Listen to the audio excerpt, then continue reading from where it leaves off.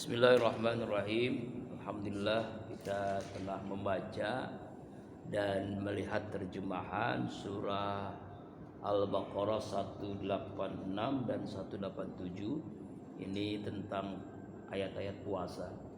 Yang minggu lalu kita membicarakan Al-Baqarah 183, 184 dan 185. 183 tentang kewajiban puasa dan tujuan puasa, 184 tentang hari-hari puasa dan rukhsah keringanan bagi orang yang punya sakit atau perjalanan. Kemudian 185 tentang keistimewaan Ramadan, yaitu diturunkan Al-Qur'an. Nah, hari ini ternyata luar biasanya Allah mengaitkan ayat puasa dengan doa. Nah, 186 ini menjelaskan tentang doa. Pentingnya berdoa di bulan suci Ramadan, karena saat-saat kita berpuasa, saat-saat kita ibadah di bulan Ramadan itu saat-saat mustajabah doa. A'udzubillahi minasyaitonirrajim. Wa idza sa'alaka ibadi anni fa inni qarib.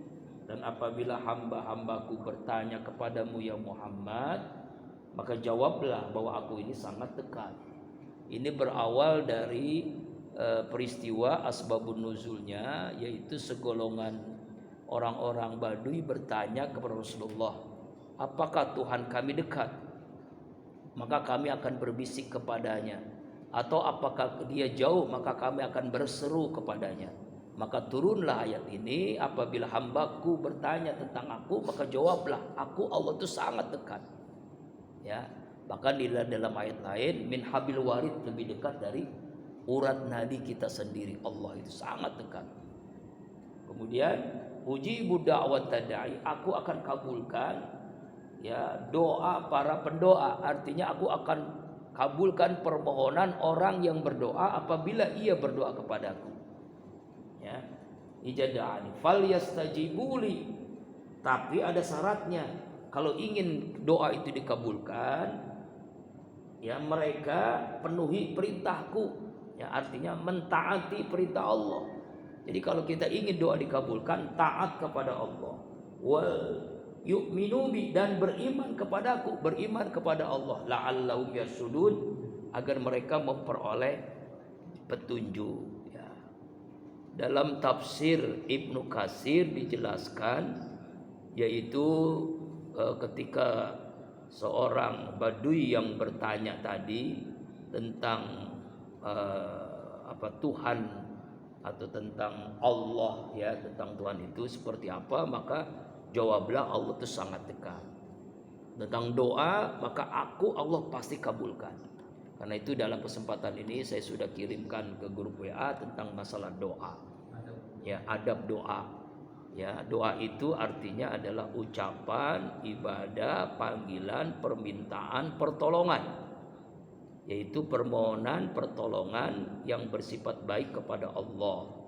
Tujuannya adalah memohon kita dalam bimbingan Allah, meminta perlindungan kepada Allah, memohon agar diberikan keselamatan dunia akhirat. Dan doa itu adalah mengungkapkan rasa syukur kita kepada Allah.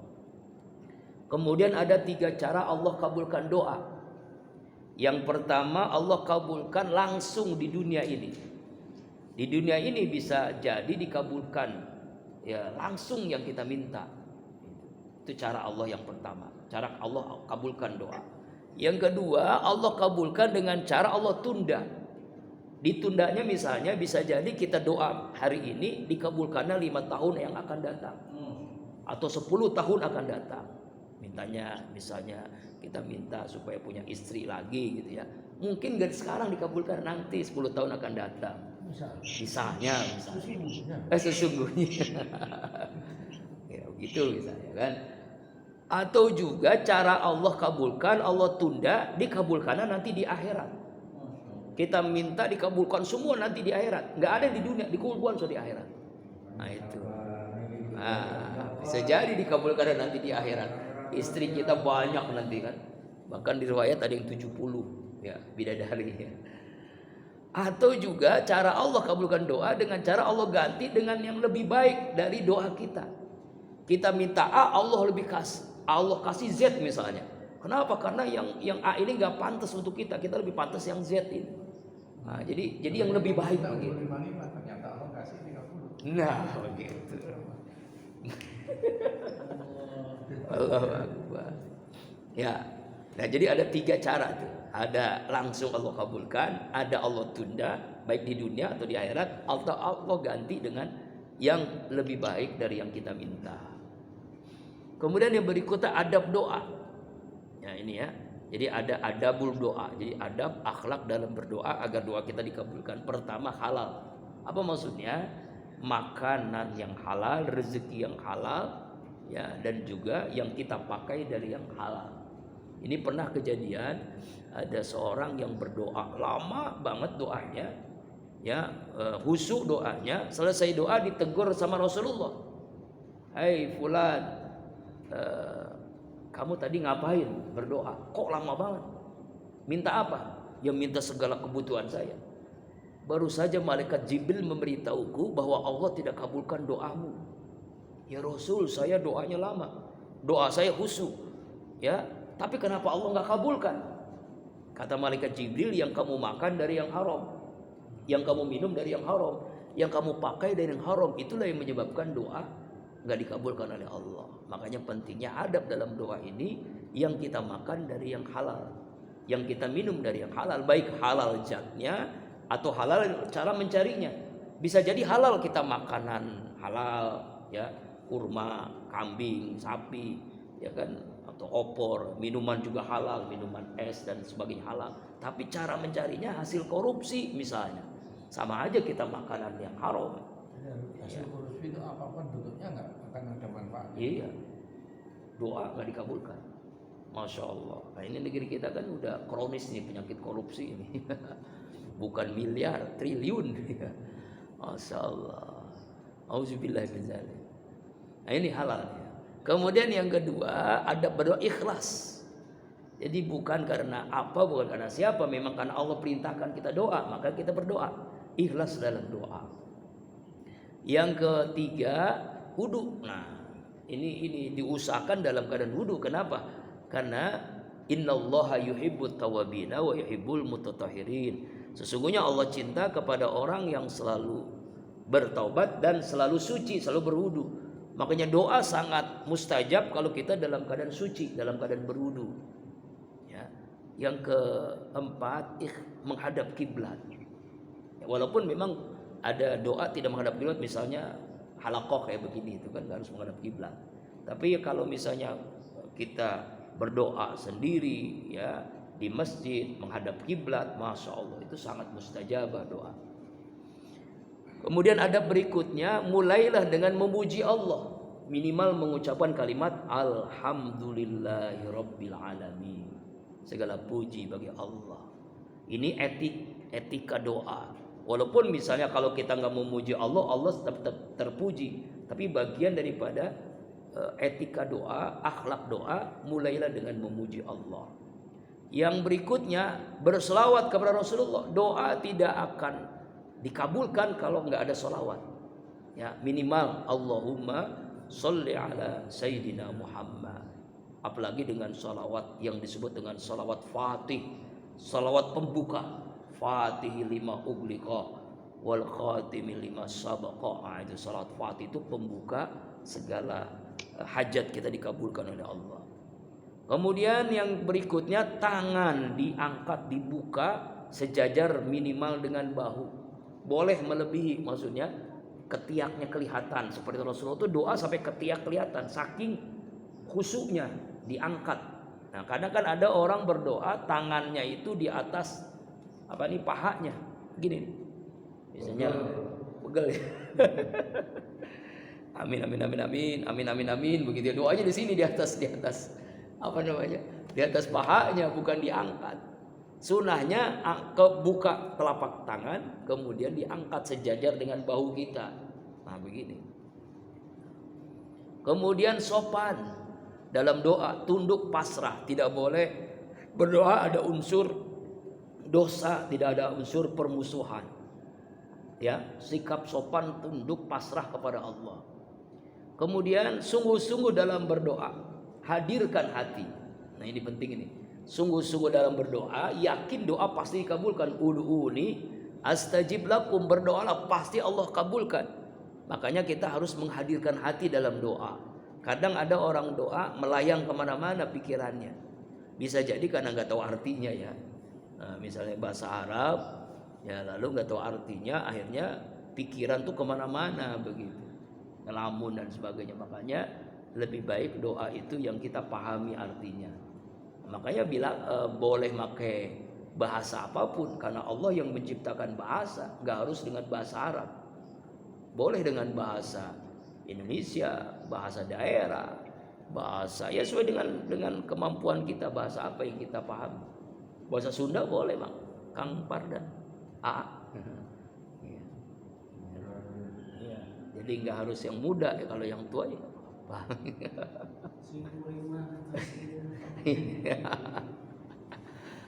Nah itu. Kemudian di akhir juga, di akhir doa tetap kita memuji Allah dan berselawat. Makanya kalimat apa? Subhana rabbika rabbil izzati wa sallallahu alaihi wasallam Muhammad wa alihi wasallam ajmain. Subhana rabbika rabbil izzati amma yasifun wa salamun alal mursalin walhamdulillahi rabbil alamin. Jadi di awal di akhir diusahakan ada pujian kepada Allah. Memuji Allah di awal dan di akhir. Kan walhamdulillah rabbil alamin itu kan memuji juga. Setelah kita doa, kita memuji lagi Allah. Walhamdulillahi rabbil alamin. Ini etika doa.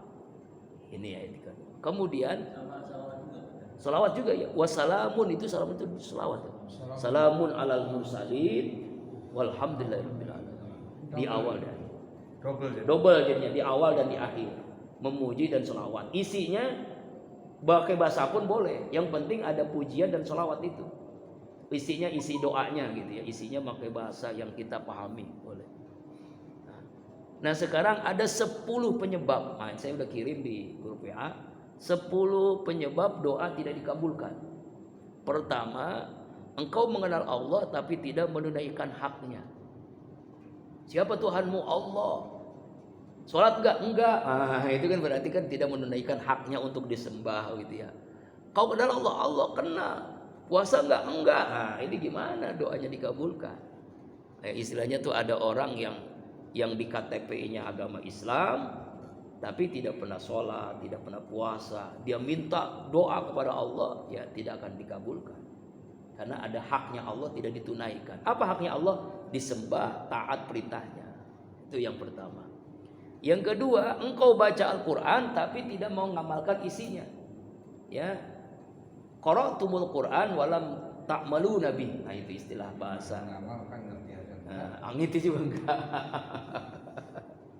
Makanya dibaca sama artinya. Makanya ya, jadi tahapannya membaca, memahami, menghayati, mengamalkan.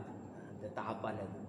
Banyak Quran itu qira'a, bacaan, baca, pahami, hayati, amalkan. Nah, ada orang baca ayat misalnya Allahul bai'a wa harrama riba. Allah halalkan jual beli, Allah haramkan riba. Dia baca ayat tapi harta riba dimakan.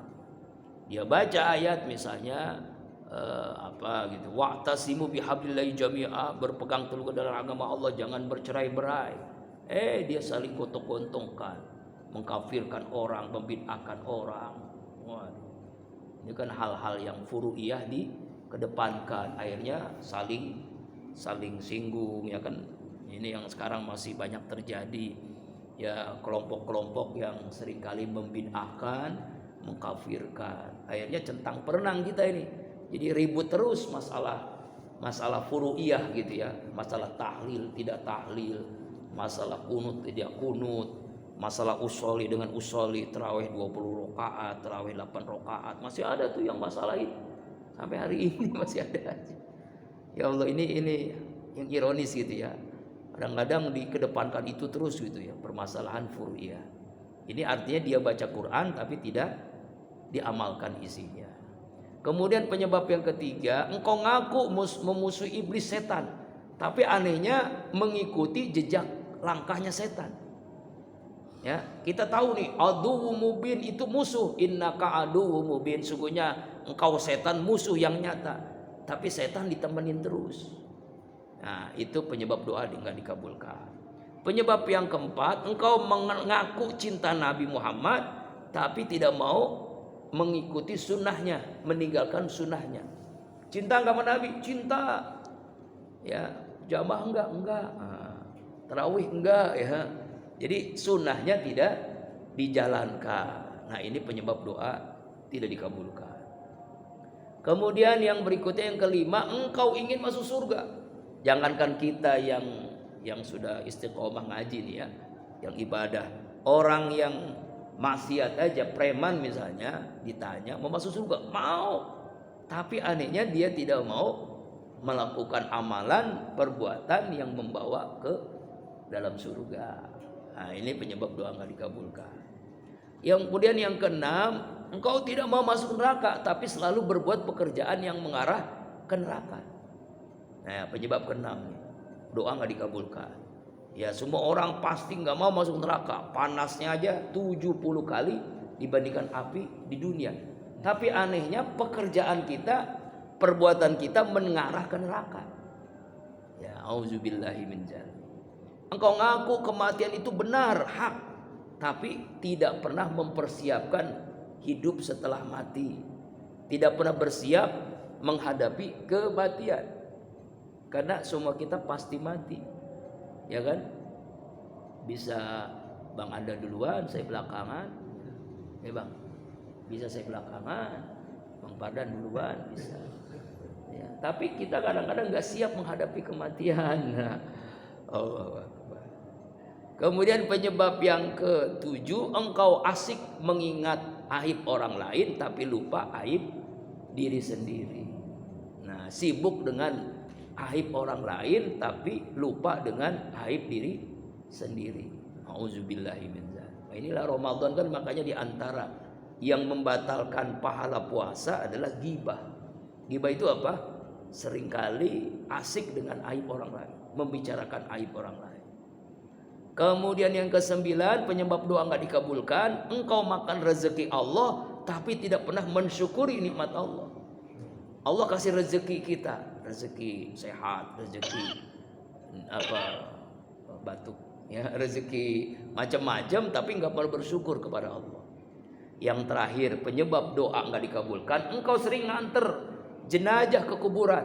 Kita takziah, kita nyolatin, kita doain almarhum yang meninggal dunia ya. Kita sampai nganter bahkan ke liang lahat, tapi tidak pernah menyadari bahwa kita akan mengalami itu. Tidak sadar bahwa kita akan mengalami yang dialami oleh jenazah itu. Ada orang yang tukang gali kubur tapi nggak pernah sholat. Ada itu. Dia kerjaannya gali kubur aja gitu, nggak sholat mah enggak. Cat masjid nggak sholat. Oh gitu juga. Tukang cat masjid nggak sholat. Ya. Tapi nggak sholat gitu ya. Astagfirullah. Nauzubillah, itulah penyebab doa nggak dikabulkan. Ini 10 penyebab doa nggak dikabulkan. Mudah-mudahan Allah hindarkan 10 ini, Pak ya. Kemudian sekarang ada waktu dan tempat mustajabah doa. Ada waktu, ada tempat. Ini kan Ramadan ini waktu-waktunya kapan nih? Pertama di malam Lailatul Qadar. Nah, nanti itu dari tanggal 21 sampai akhir Ramadan 29, manfaatkanlah saat-saat mustajabah doa dari ba'da maghrib sampai subuh sampai syuruk, itu mustajab tuh di akhir Ramadan. Kemudian di hari Arafah, apalagi ketika jamaah haji sedang wukuf di Arafah. Yang tidak haji makanya kita puasa Arafah, disitulah saat mustajabah doa. Kemudian ketika di bulan Ramadan, semua hari, semua malam bulan Ramadan itu mustajabah doa, baik siangnya atau malamnya. Siangnya kita puasa, malamnya kita tarawih, tadarus, i'tikaf. Maka selama Ramadan itu mustajabah doa, jangan sia-siakan. Kemudian di malam Jumat dan di hari Jumat, Sayyidul Ayyam namanya. Ya, Sayyidul Ayyam itu adalah penghulu hari, pimpin hari Jumat. hari Jumat, malam Jumat, apalagi saat-saat apa? Saat-saat ketika ba'da asar hari Jumat atau ketika khotib sedang duduk di khutbah yang kedua, mau khutbah yang kedua. Kemudian di setiap malam, terutama di pertengahan dan sepertiga malam terakhir, di waktu sahur lah itu. Ini kadang-kadang kita sibuk waktu sahur dengan nonton TV, bukan sahur, bukan doa. Karena pada saat itulah doa mustajab tuh. Jam 3, jam setengah 4, jam 2 itu mustajab doa. Kemudian di antara azan dan qomat, setelah azan subuh, azan zuhur, asar, maghrib, isya, salat qabliyah kita, setelah salat qabliyah kita doa. Sebelum qomat itu mustajabah. Bainal azan wal qomat. Minta apa kita? Kemudian selesai melaksanakan salat wajib dan salat sunnah. Selesai salat zuhur, asar, maghrib, isya, subuh, selesai tarawih, selesai witir, selesai tahajud, selesai hajat, selesai duha, doa mustajab. Kemudian berdoa sebanyak mungkin ketika sujud terakhir dalam sholat. Sujud terakhir, ya, manfaatkan baik sholat wajib ataupun sholat sunnah, kita berdoa. Cuma jangan dilafazkan, di dalam hati aja. Setelah membaca subhana rabbiyal a'la wa bihamdi, kita doa apa hajat kita. Makanya boleh kita, terutama kalau kita sholat sendiri ya, jangan jadi imam sujud terakhir lama ya. Kecuali diumumkan kepada jamaah, bapak-bapak jamaah, insya Allah nanti sujud terakhir kita agak lama begitu, karena kita akan berdoa masing-masing, silakan. Itu lain, itu diumumin dulu ya. Tapi kalau ujuk-ujuk ini imam setengah jam sujud, jangan. Itu namanya kasihan jamaahnya, itu nggak tahu etika sholat berjamaah. Padahal kan jamaahnya kan ada yang buru-buru, asam urat, sakit kalau lama-lama sujud, ya kan? Ya mau buru-buru, mau ke rumah, mau ada hajat, macam-macam ya, mau bayar hutang. Jadi makanya harus mengkondisikan, jangan ada sholat berjamaah. Tapi kalau sholat sendiri ya lama, terserah kita, sesuai kehendak kita lah. Apanya? Kenapa nggak habis sholat aja doanya? Oh iya, lain lagi. Kan tadi ada, habis sholat ada, ketika sujud terakhir ada. Nunggu azan ada? Ya ada. Ini maksudnya ini waktu-waktu mustajab. Ini banyak sholat di rumah kan ada. Itu berlama-lama. Bahkan kalau almarhum Murabi Ustadz Arifin itu dia Asmaul Husna dia baca di sujud terakhir sholat tahajudnya, sholat Asmaul Husna, dan bukan sekedar Asmaul Husna. Misalnya ya Rahman, dari ya Rahman dia minta apa, ya Rahim minta apa dari ya Rahim, ya Malik minta apa, begitu. Dia menyampaikan itu ketika tausiah itu. Jadi 99 permohonan dengan 99 nama Allah. Ya Rahman, ya Rahim, ya Malik, ya Maqdis, ya Salam, ya Mu'min. Tapi harus hafal dulu Asmaul Husna ya. Ya udah hafal kan ya? Pak Nanang udah hafal kan ya? Pak Nanang udah lah. Udah hafal ya Asmaul Husna ya? Udah sampai mengambil guru khusus itu. Oh iya, guru khusus Asmaul Husna. Enggak hafal. Kalau di ESQ itu ada cara menghafal Asmaul Husna tuh, Pak Bang Ari Ginanjar tuh. Ya kan ya? Dengan metode itu lagu dan apa gitu, cepet hafalnya juga Bang. Lupa tapi tetap dilaksanakan. Iya, kalau nggak dibaca terus lupa juga gitu. Ya Malik, ya Kudus, ya Salam, ya Mumin, ya Muhaimin, ya Aziz, dan seterusnya ya. Itu Asmaul Husna. Kemudian hendaklah berdoa di saat membaca Al-Quran. Nah ini terutama menghatamkan Al-Quran. Selesai hatam Quran, selesai kita baca hatam Quran tuh, ya itu doa mustajab. Pokoknya selesai baca Quran juga nggak apa-apa. Selesai baca Quran nanti kan Allahumma arhamna bil Quran. Makanya di akhir Quran itu pasti ada namanya doa khutmul Quran namanya. Nah ini doa khutmul Quran. Allahumma arhamna bil Quran. Ini ada ya. Ini mustajab doanya. Kemudian di dalam majlis-majlis ilmu, majlis zikir seperti ini kita nih, majlis zikir, majlis ilmu, doa mustajab nih. Kenapa? Karena dikelilingi oleh para malaikat. Malaikat itu mengaminkan doa-doa kita, dan setiap hajat kita itu semuanya dikabulkan oleh Allah saat-saat kita hadir di majlis pengajian seperti ini nih. Kemudian saat minum air zam-zam. Nah, ini. Jadi dalam hadis Rasulullah, air zam-zam yang kita minum tergantung niat meminumnya. Kita punya niat, ya Allah sembuhkan penyakit saya, maka Allah sembuhkan tuh, insya Allah, yakinlah, karena itu mukjizat, air mukjizat. Lalu kita doa saat mustajab, saat minum air zam-zam. Kemudian ketika imam membaca waladhdallin, amin, amin itu berbarengan dengan malaikat, maka ketika imam jamaah malaikat berbarengan, maka seluruh dosa orang-orang yang sholat diampuni oleh Allah, seluruhnya. Makanya kita harus amin itu bareng dengan imam, dan usahakan malaikat juga bareng. Cuma masalah kita nggak tahu ya malaikat bareng nggak iman kita. Ketika salat berjamaah. Aminnya nggak mungkin jaga-jaga. Imam. Kita salat di Malaysia malu kita. Kenapa? Oh di Malaysia apa pendek? Amin. Amin kok. Oh. Waktu begitu salat di Malaysia, di Singapura mereka, orang Indonesia. Amin. Biasa pendek gitu ya. Saya salat di luar negeri juga. Amin. Apalagi kalau sholat taraweh, wah kadang-kadang aminnya juga dimain-mainin. Amin gitu. Allahu Akbar. Allahu Akbar. Ya. Kemudian ketika ayam berkokok, nah tengah malam ayam berkokok itu ternyata ayam itu sedang melihat malaikat. Maka ketika itu kokokan ayam itu, ketika itu kita doa berbarengan dengan kokokan ayam di malam hari jam 12, jam 1. Itu mustajabah doa.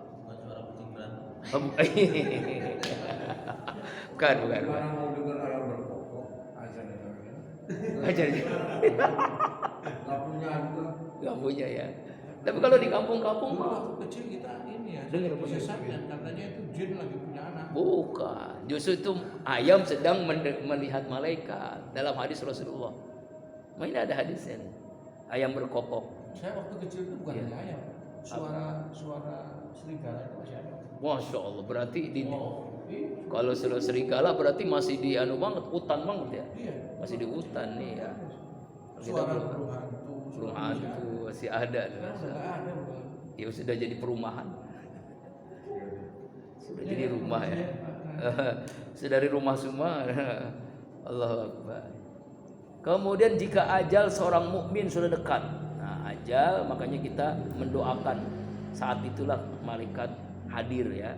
Seorang mukmin mau azal, istilah sakaratul maut itu mustajabah. Kita doakan kepada berdoa dan mendoakan dia, dan juga dia berdoa saat mustajab.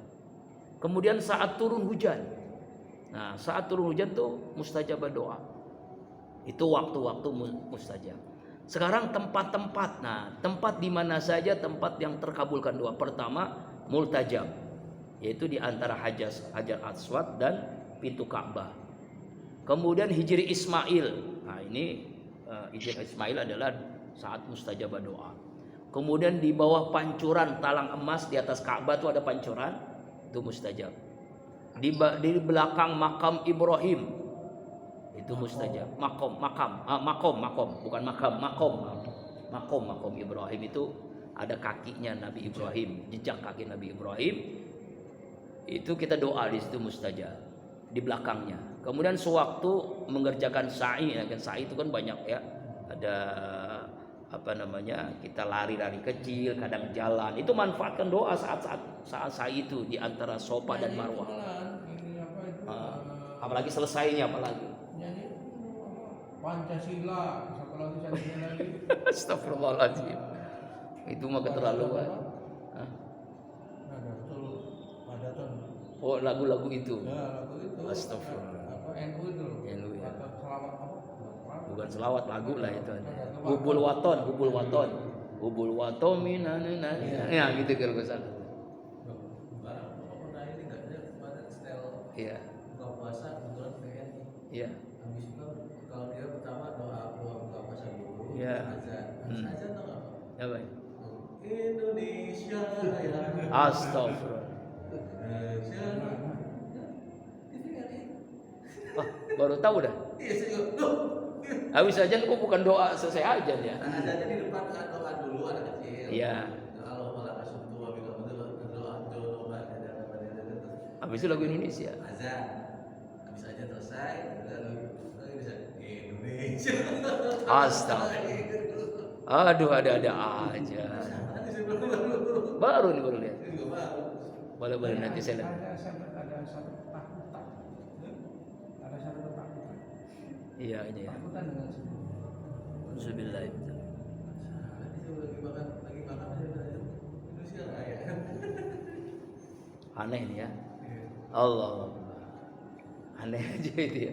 Itu jadi doa itu apa namanya, kok ajan digabungkan dengan kalimat itu ya. Alhamdulillah. Harusnya banyakin doa. Lagi ini kebetulan saya kan ini. Ya. Biasa kalau lagi maghrib kan cari yang cepat banget. Akhirnya di TV lama iklan. Padahal di bulan Ramadan itu ya waktu mustajabah doa adalah waktu menjelang buka. Ini malah iklannya banyak. iklan kebanyakan. Kalau gini CD-nya pindah, begitu pindah lagu Indonesia Raya. Indonesia Raya. Udah nanti salah lagi kan. Kemudian di Bukit Sofa, di Bukit Marwah, itu mustajab doa dia. Saat tawaf melalui Ka'bah, apalagi di dalam Ka'bah, masya Allah tuh biasanya orang-orang tertentu yang mendapatkan hadiah dari Raja Saudi itu bisa masuk ke Ka'bah. Kemudian sumur Zam-Zam, karena sudah nggak ada ya susah. Kemudian wukuf di Arafah, ketika wukuf. Musdalifah di Mina. Ketika setelah selesai melempar jumratul ula, jumratul wusta, jumratul aqabah, ini ketika jamaah haji ya. Kemudian Raudhah, posisinya di antara makam Rasulullah dan mimbar, makanya di situ kan, waduh itu susah itu. Kita sholat juga susah, gitu, doa susah. Ya, itu di Raudhah di Masjid Nabawi. Nah, ini tempat-tempat mustajabah doa. Nah, ini tentang. Nah, kemudian sekarang Langsung jawab. apa ya? Udah. Oh iya kan? Saya minta langsung dijawab. Langsung dijawab ya. Saya minta kaya. Saya Masa? ngerti sih. Pokoknya saya minta kaya karena ini. Kayaknya di tempat ini saya minta kaya. Ya, boleh minta kaya, boleh minta apapun boleh. Gak ada yang salah ya. Nah, kemudian ayat yang terakhir sekarang 187. Nah, ini tentang keharmonisan rumah tangga. Allah tuh sayang banget dengan kita. Ini kan berawal dulu sebelum saya baca ayat ini, peristiwa ada dulu bahwa puasa itu tidak boleh makan, tidak boleh minum, dan tidak boleh hubungan suami istri. Bukan hanya siang, tapi juga malam. Jadi sahabat itu ketakutan nggak mau berhubungan suami istri. Tapi ada beberapa orang yang kecolongan. Lalu menyampaikan keluh kesahnya, ya Rasul, saya semalam sama bini saya begitu. Saya nggak nahan begitu kan. Rasul nggak bisa jawab, apa hukumnya? Rasul nggak bisa jawab. Maka turunlah ayat ini. Baru setelah itu gembiralah para sahabat. Uhilla lakum lailatas yamir rafasu ila nisaikum. Kita sekarang pagi, siang, malam boleh. Nah, ini ada lompat sedikit. Oh iya. Karena saya dapatnya dari Instagram Iya gimana? Sadaqallah. Muslim.